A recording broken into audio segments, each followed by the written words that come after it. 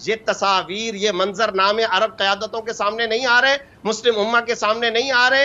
Currency, petrol, अफवाज, ताकत है, सब कुछ है। अक़वाम मुत्तहिदा की तिफल तसल्लियां छोड़ दे, ओआईसी कहाँ है, अरब लीग कहाँ है, अरब की क़यादतें कहाँ पर हैं? एटमी मुस्लिम पावर, मुसलमान पाकिस्तानी अफवाज के गजा की गलियों में नारे लगाए गए, वो उम्मीदें ये रख रहे हैं। अच्छा नाज़रीन, आपने दो दोस्तों की वो कहानी ज़रूर सुन रखी होगी, अगर नहीं तो ज़रा अब सुन लें, मैं सुनाती हूँ आपको। किसी गांव में दो गहरे दोस्त रहते थे। एक दफ़ा वो मिलकर सफ़र करने लगे। उनके रास्ते में एक जंगल आता था। वो थोड़ी देर आराम के लिए एक दरख्त के नीचे बैठ गए। इतने में क्या होता है, अचानक से झाड़ियों के पीछे से एक रीछ निकल कर आता है। अब रीछ को देखकर जारी बात है, हर कोई खौफजदा होता है, वो भी खौफजदा हो गए। उनमें से एक दोस्त भागकर नज़दीक तरीन दरख्त पर चढ़ गया, यानी अपने को बचाने के लिए उसने कहा दरख्त पे चढ़ जाता हूँ। अच्छा, दूसरे को दरख्त पर चढ़ना नहीं आता था। अब वो परेशानी का शिकार हो गया, घबराहट का शिकार हो गया कि क्या करूँ।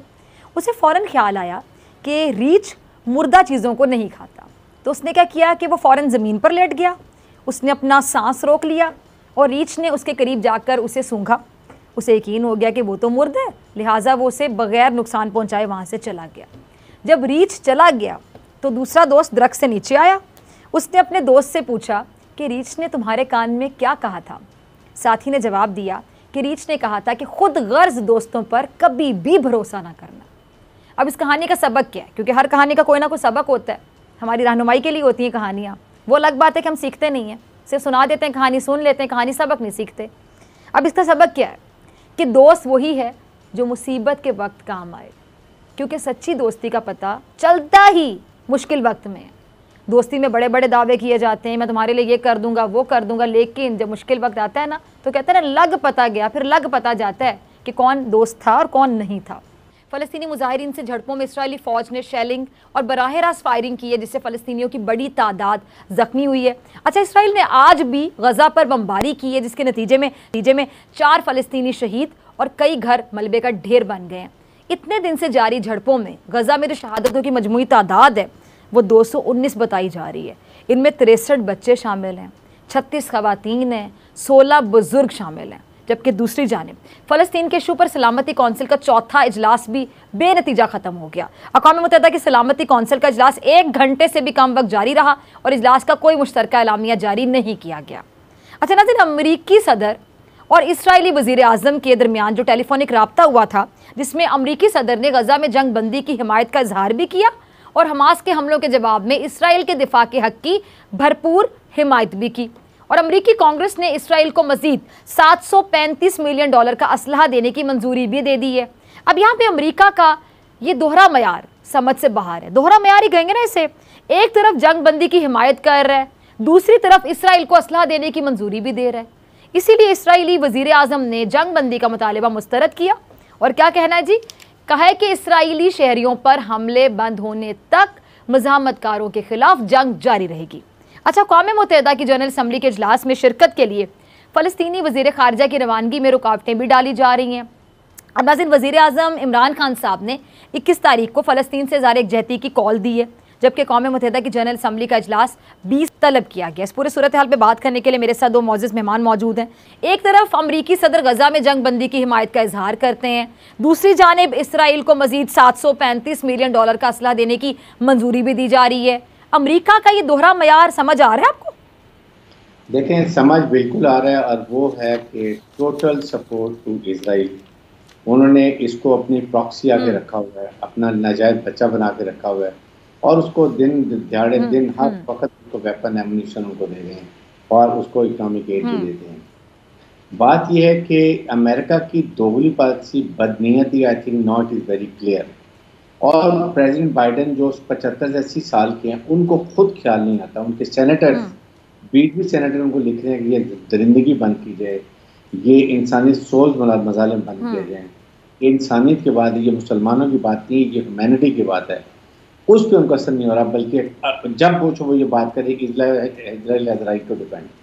अब इनको शर्म नहीं आती है कि बैत मक़दस में, मस्जिद अक्सा में 27वीं रात को नमाजियों को जिस बेदर्दी से जुल्म किया गया, स्टन ग्रेनेड्स फायर किए गए, रबर बुलेट फायर किए गए, उनको अरेस्ट किया गया, मारा गया, जख्मी किया गया, उसके बाद आपने जो जिस तरीके से आपने इमारतें गिराई हैं, मीडिया हाउस अल जजीरा का सब कुछ गिराया है।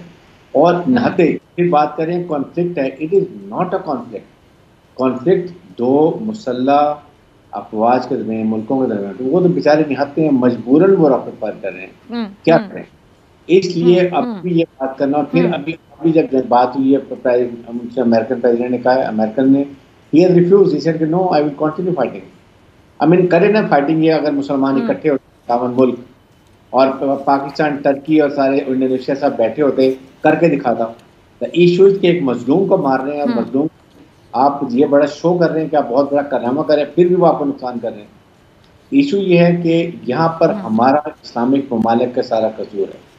अगर आज हम मुत्तहिद दौरों से तय, आपके सामने सऊदी अरब ने सिर्फ कंडेम किया है, किसी और की मजम्मत नहीं की है। इतने पैसा, इतने रिसोर्सेज, इतनी टेक्नोलॉजी, हर चीज़ होने के बावजूद भीगी बिल्ली बन के छुप के बैठे हुए हैं कि उनको अपनी वो बादशाह की फिक्र पड़ी हुई है। आई थिंक बहुत बड़ा इक़दाम है पाकिस्तान का, टर्की का, सूडान का, ऑफ कोर्स इंडोनेशिया और पैलेस्टाइन के भी अब फॉरेन मिनिस्टर्स आ जा रहे हैं। पहले तो उनको भी नहीं जाने देते। ये सोचें कि ये इतने बड़े ह्यूमन राइट्स के चैम्पियंस, इतने बड़े इंटरनेशनल और human rights organisations, European union जो छोटे ब्लास्फेमी के ऊपर पाकिस्तान में इस्लामफोबिया की बात करते हैं, हमारे पर सैंक्शन लगा देते हैं, उनको ये नज़र नहीं आ रहा कि ये मैं कहता हूँ मुसलमानों की बात नहीं है, ये इंसानियत की है।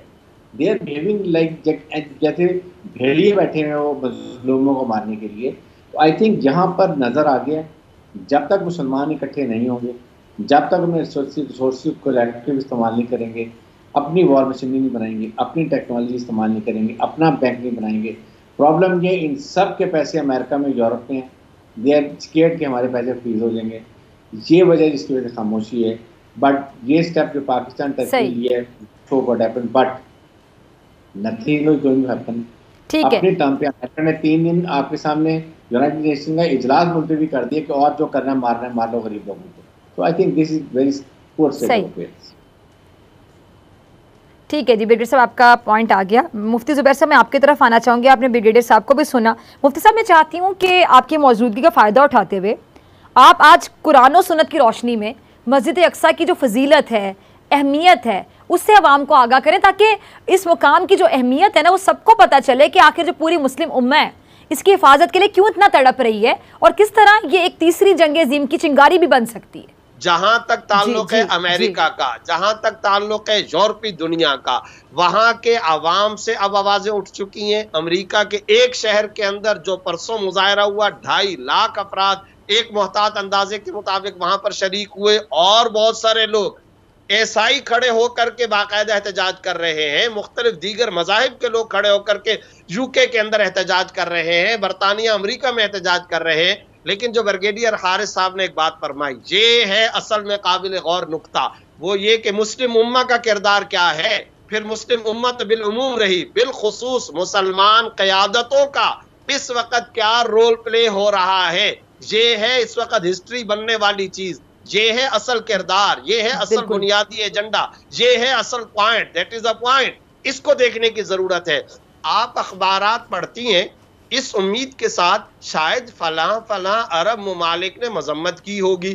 आप टीवी देखती हैं, हम टीवी देखते खबरें सुनते हैं इस उम्मीद पर कि जनाब, लेकिन मुफ्ती साहब वही बात कि मुजम्मत नहीं, अब मुजम्मत से काम नहीं चलेगा ना, अब तो अमली इक़दामात, अब तो आपको एक्शन लेने पड़ेंगे, मुजम्मत से तो काम नहीं चलेगा। ये मुजम्मती बयान जो दिए जाते हैं, अब तो करारदाद के लिए हम तरस रहे, अब तो सूरत हाल ये कि जुबानी मौक़िफ़ के लिए भी हम तरस रहे, वो जमाने भी यानी मुफ्ती साहब हम ये कह सकते हैं कि वो मुस्लिम ममालिक जो खामोश हैं उनके लिए जो ईमान है या ये जो किबला अव्वल की अहमियत है, इससे ऊपर उनके जो टेम्परेरी मुफादात हैं, तिजारत कह लें, ट्रेड कह लें, दुनियावी जितने मुफादात हैं, वो ईमान से ऊपर आ गए, मस्जिद अक्सा से ऊपर आ गए, किबला अव्वल से ऊपर आ गए। माल, पैसा, मादा परस्ती, माश, इकोनॉमी, रोजगार, सिर्फ और सिर्फ दुनियादारी। नबी सल्लल्लाहु अलैहि वसल्लम ने फरमाया था हुब्बुद दुनिया व कराहियतुल मौत, ये काफिर सारे के सारे जमा होंगे, अल कुफ्रु मिल्लतुन वाहिदा, वो एक मिल्लत है, तुमको खाएंगे। सहाबा ने पूछा क्या हम कलील होंगे, क्वांटिटी के अंदर कम होंगे? फरमाया नहीं, दुनियावी मोहब्बत, यही तो बात है। आज माश को बुनियाद बनाया गया डिप्लोमेटिक तमाम ताल्लुकात के लिए, सफारती ताल्लुकात के लिए बुनियाद इसको, नजरिया किधर गया, अकीदा किधर गया, मजलूमों के साथ खड़ा होना, क्या ये हमारे ईमान का बुनियादी तकाजा नहीं? निहत्ते फलस्तीनी मासूम बच्चों पर जिस तरह शेलिंग, ग्रेनेड हमले, बेला इस्तेमाल, अंधाधुंध फायरिंग, और ब्रिगेडियर हारिस साहब ने जो नक्शा खींचा वो किस चीज का नक्शा है? 27 रमजान इनकी गारत की गई, अफ्तारी के टाइम पर इन पर शेलिंग की गई, तरावी के दौरान इन पर फायरिंग की गई, मस्जिद अक्सा के गेट के सामने एम्बुलेंस की कतारें लगी हैं, वहां का एक निहत्ता फलस्तीनी मासूम बच्चा कतबा लेकर के खड़ा है और वो क्या कह रहा है? The Palestine child said we pray 6 times a day, फजर, जोहर, असर, मगरिब, इशा एंड नमाज जनाजा। हम 5 नमाजें नहीं पढ़ते, हम 6 नमाजें पढ़ते हैं, फजर से लेकर इशा तक, और एक और नमाज भी हम यौमिया पढ़ रहे हैं, और वो नमाज जनाजा है। ये तस्वीर, ये मंजरनामे अरब क़यादतों के सामने नहीं आ रहे, मुस्लिम उम्मा के सामने नहीं आ रहे। करेंसी, पेट्रोल, अफवाज, ताकतें, सब कुछ है। अक़वाम मुत्तहिदा की तिफ़ल तसल्लियां छोड़ दे, OIC कहाँ है? अरब लीग कहाँ है? अरब की क़यादतें कहाँ पर हैं? एटमी मुस्लिम पावर, मुसलमान पाकिस्तानी अफवाज के गजा की गलियों में नारे लगाए गए, वो उम्मीदें ये रख रहे हैं। मैं समझता हूँ कतर, बहरीन और दुबई के मुकाबले में तो फिर भी पाकिस्तान का भी कुछ ना कुछ मौक़िफ़ क़द्रे गनीमत है, और इसका भी मौक़िफ़ अल्हम्दुलिल्लाह के दूसरों के मुकाबले में 1000 दर्जा गनीमत है, लेकिन गनीमत जरूर है, काफी नहीं है।